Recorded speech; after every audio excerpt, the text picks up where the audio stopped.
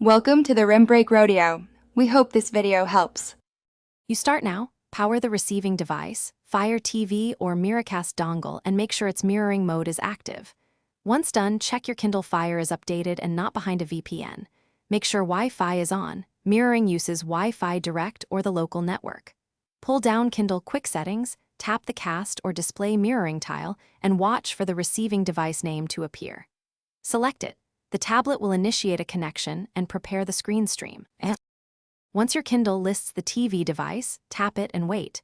You may see a PIN or pairing request on the television. Accept or enter the code to complete authorization. During this step, keep the tablet near the TV to maintain a robust Wi-Fi direct link. If the connection stalls, cancel and retry after toggling Wi-Fi on the Kindle. This forces a fresh discovery. Make sure background apps aren't using the network, and disable battery saver modes that can throttle screen casting performance. To finish, return to Quick Settings and tap Stop Casting, or use the Fire TV remote to end the session. This cleanly releases resources.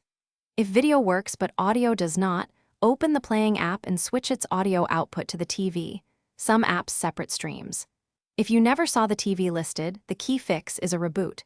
Power cycle the Fire TV and the Kindle, then retry mirroring. Reboots clear Wi-Fi direct sessions and often resolve discovery and pairing failures. Thanks for watching. Consider subscribing if we helped you.